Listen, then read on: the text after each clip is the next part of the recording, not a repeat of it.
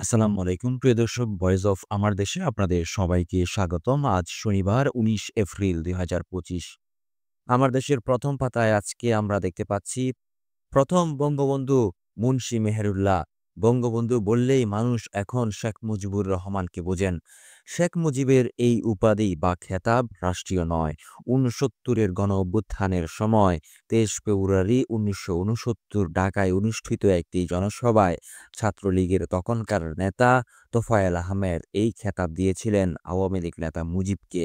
তবে এরও প্রায় ৭৮ বছর আগে এই বাংলারই একজন সমাজ সংস্কারক ও ধর্মপ্রচারক মুন্সী মেহেরুল্লাহকে বঙ্গবন্ধু উপাধি বা খেতাব দেওয়া হয়েছিল। তাকে এই উপাধি দিয়েছিলেন লেখক ও সংগঠক মির্জা ইউসুফ আলী। মুন্সী মোহাম্মদ মেহেরুল্লাহ যে প্রথম বঙ্গবন্ধু উপাধিপ্রাপ্ত এ ব্যাপারে নিশ্চিত ইসলামিক স্টাডিজের শিক্ষক ডক্টর মোহাম্মদ জহুরুল ইসলাম। সাতক্ষীরার শ্যামনগর সরকারি মহসিন কলেজের এই শিক্ষক Munshi Mohammad Meherullah his life and contribution শীর্ষক পিএইচডি অভিসন্দর্ভে এই তথ্য উদ্ধৃত করেছেন।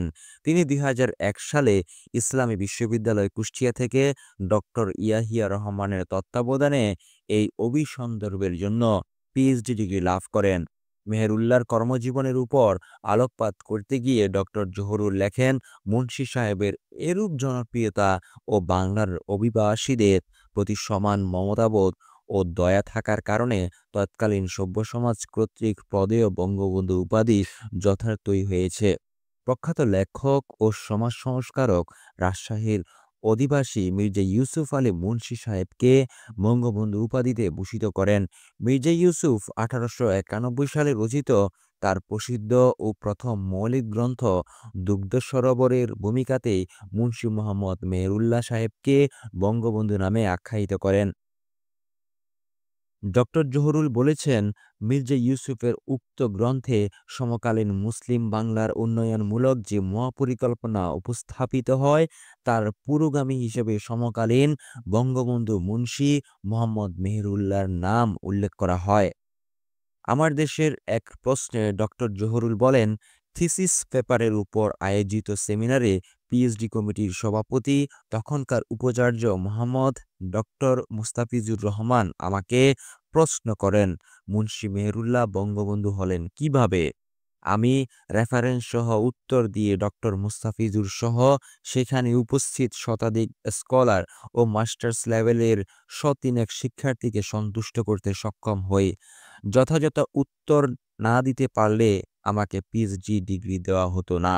মুন্সী মেহেরুল্লাহই যে বাংলার প্রথম বঙ্গবন্ধু এ কথা লিখেছেন মতিউর রহমান মল্লিকও। ঢাকাভিত্তিক প্রেক্ষণ সাহিত্য সংগঠন ১৯৯৬ সালে নভেম্বরে মুন্সী মেহেরুল্লাহর স্মরণ সংখ্যা প্রকাশ করে। সেখানে প্রকাশিত বঙ্গবন্ধু মোহাম্মদ মেহেরুল্লাহ শীর্ষক নিবন্ধে তিনি মির্জা ইউসুফ আলী যে মুন্সী মেহেরুল্লাহকে প্রথম বঙ্গবন্ধু উপাধি দেন এই কথা জানিয়েছেন। অধ্যাপক মোহাম্মদ আবু তালিবের লেখা মুন্সী মেহেরুল্লাহ দেশ কাল সমাজ গ্রন্থ উদ্ধৃত করে একই নিবন্ধে বলা হয়, সমকালীন মুসলিম মনীষীরা মুন্সী সাহেবকে বঙ্গবন্ধু বলে সম্বোধন করেছেন। নিবন্ধে তিনি মুন্সী মেহেরুল্লাহর কর্মজীবনের উপর আলোকপাত করে তার অর্জিত অন্য সব খেতাবের কথাও উল্লেখ করেন। তার মধ্যে রয়েছে কর্মভীর, মুসলিম, মুসলেমি তৈশী, দিনের মশাল প্রভৃতি। দৈনিক নয়া দিগন্তের সাহিত্য বিভাগে দীর্ঘদিন কাজ করা লেখক গবেষক নাসির হেলাল মুন্সী মেহেরুল্লাহকে নিয়ে যার নিজেরও অনেক কাজ আছে, তিনি আমার দেশকে বলেন, মুন্সী মেহেরুল্লাহকেই যে এই জনপদে প্রথম বঙ্গবন্ধু খেতাবে ভূষিত করা হয় এটা প্রতিষ্ঠিত সত্য।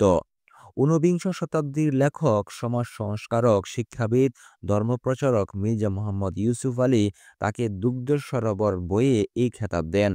১৮৫৮ সালে জন্ম নেওয়া মির্জা ইউসুফ ১৮৯১ সালে দুগ্ধ সরোবর গ্রন্থটি লিখেছিলেন, যার কপি এখন দুষ্প্রাপ্য।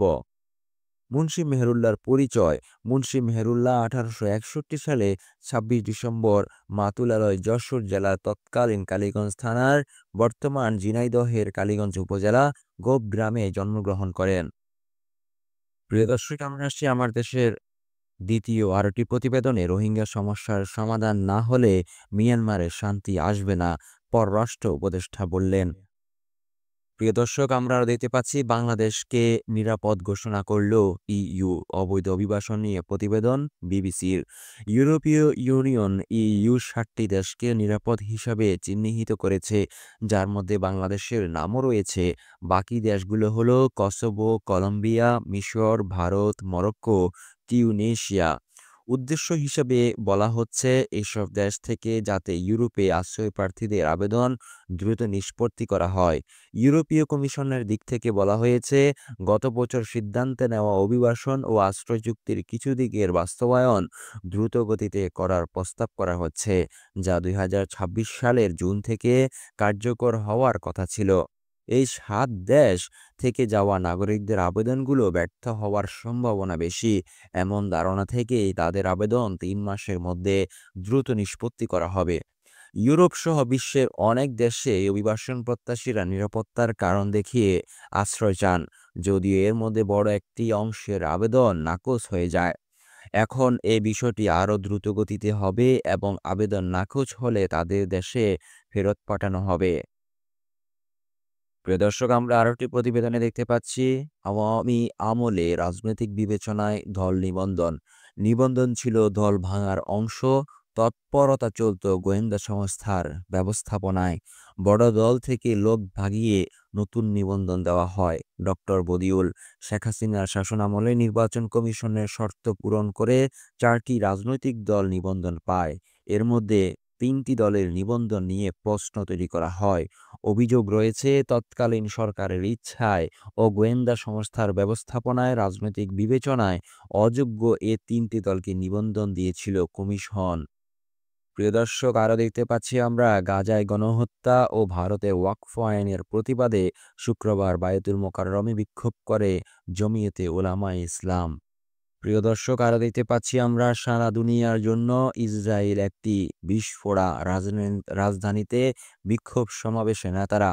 গাজায় অব্যাহত গণহত্যা, ভারতের বিতর্কিত ওয়াকফ বিল পাশ ও মুসলিম অধিকার খর্ব করার প্রতিবাদে রাজধানীতে বিক্ষোভ সমাবেশ ও গণমিছিল করেছে জমিয়তে উলামায়ে ইসলাম। গতকাল শুক্রবার বাদ জুমা জাতীয় মসজিদ বায়তুল মোকাররমের উত্তর গেটে সংক্ষিপ্ত সমাবেশ শেষে এই গণমিছিল বের করা হয়। আমরা আরও দেখতে পাচ্ছি আরও একটি প্রতিবেদনে জাতীয় ঐক্যমত্য গড়তে সব দলের সঙ্গে বসবে বিএনপি। ডিসেম্বরের মধ্যে নির্বাচন ইস্যু। দলের স্থায়ী কমিটির সভায় এ সিদ্ধান্ত নেন নীতি নির্ধারকরা। জামায়াতের সঙ্গেও বৈঠক করবে দলটি। সব রাজনৈতিক দলের মতামত নিয়ে পরবর্তী কর্মকৌশল। আরও দেখতে পাচ্ছি নিকৃষ্ট আওয়ামী লীগে সাকিবের যোগদান ঠিক হয়নি, মাগুরায় প্রেস সচিব। প্রিয় দর্শক, আরও দেখতে পাচ্ছি গাজায় গণহত্যা নিয়ে প্রতিবেদন। যুদ্ধ বিপ্লবীতে পরিণত করেছে শিশু ইলিয়াকে। দক্ষিণ গাজার খান ইউনুসের বাসিন্দা ছিল 12 বছর বয়সী ইলিয়া আবু তাইর। ইসরায়েলি হামলার আহত হয়ে হাসপাতালে রয়েছে সে। যুদ্ধ তাকে পরিণত করেছে ভিন্ন এক সত্তায়। প্রিয় দর্শক, আমরা আরও দেখতে পাচ্ছি আওয়ামী লীগ নিষিদ্ধের দাবিতে শুক্রবার উত্তরায় বিক্ষোভ মিছিল। আওয়ামী লীগ নিষিদ্ধের দাবিতে উত্তরায় বিক্ষোভ মিছিল করেছে গতকালকে। আমরা আরও দেখতে পাচ্ছি জাতীয় ঐক্যমত্য কমিশনের সঙ্গে আজ এনসিপির বৈঠক। নিকৃষ্ট আওয়ামী লীগের সাকিবের আওয়ামী লীগে যোগদান ঠিক হয়নি। আরও দেখতে পাচ্ছি আমরা শিশুদের অপুষ্টি সমস্যা এখনও প্রকট। মা বুগলে শিশুর ঝুঁকি থেকে যায়। অপুষ্টিতে আক্রান্ত শিশুর মৃত্যু ঝুঁকি 12 গুণ বেশি। প্রতি বছর কমপক্ষে 7,000 কোটি টাকা ক্ষতি। এক্সক্লুসিভ ব্রেস্ট ফিডিং হার 50% আটকে আছে। আমরা আরও দেখতে পাচ্ছি ইসরায়েলি বর্বরতার বিরুদ্ধে ঈদগাঁওয়ে শিশু বিক্ষোভ। গাজা ইসরায়েলি বর্বর গণহত্যার প্রতিবাদ ও ইসরায়েলি পণ্য বয়কট দাবিতে শুক্রবার কক্সবাজার ঈদগাঁওয়ে বিক্ষোভ করে শিশুরা। আমরা আরও দেখতে পাচ্ছি ইলিয়াস আলী সহ গুমের শিকার নেতাদের সন্ধানের দাবিতে শুক্রবার প্রেস ক্লাবের সামনে সমাবেশে বক্তব্য দেন শামসুজ্জামান দুদু। আমরা আরও দেখতে পাচ্ছি ঘোষিত সময়ের মধ্যে জাতীয় নির্বাচন চায় জনগণ, কর্মী সম্মেলনে গোলাম পরওয়ার। আরও দেখতে পাচ্ছি রাজনৈতিক জনগোষ্ঠী দেশের জন্য গড়বে নতুন গণতন্ত্র। বিএনপি মহাসচিবের সঙ্গে অ্যানফ্রেল প্রতিনিধি দলের বৈঠক। মালয়েশিয়ায় 165 বাংলাদেশি আটক। মালয়েশিয়ায় বাংলাদেশি ও বিভিন্ন দেশে প্রায় 506 জন অবৈধ অভিবাসীকে গ্রেপ্তার করা হয়েছে। গত বুধবার মালয়েশিয়ার রাজধানী কুয়ালালামপুরে মেদান ইমবিতে এই অভিযান চালানো হয়। খবর মালয়েশিয়ার সংবাদ মাধ্যম নিউ স্ট্রিট টাইমসের। প্রিয় দর্শক, দেখতে পাচ্ছি দুদেশের ঘনিষ্ঠ সম্পর্ক শত্রুদের হতাশ করবে সৌদি প্রতিরক্ষা মন্ত্রীকে ইরানের সেনাপ্রধান। আরও দেখতে পাচ্ছি আনুষ্ঠানিকভাবে ইসরায়েলি প্রস্তাব প্রত্যাখ্যান হামাসের। দিনভর হামলায় অবরুদ্ধ উপত্যকায় নিহত 50। ইসরায়েলকে ব্যাংকার বিধ্বংসী বোমা সরবরাহ আমেরিকার। গাজায় যুদ্ধবিরতি। আমরা আরও দেখতে পাচ্ছি ভারতে মুসলিম তরুণীকে রাস্তায় বোরকা খুলে হেনস্থা। ভারতের আমরা দেখতে পাচ্ছি মুজাফফরনগরে নিরপরাধ ব্যক্তিদের গ্রেফতারের অভিযোগ, ভিডিও ফুটেজ দেখে আটকের দাবি পুলিশের।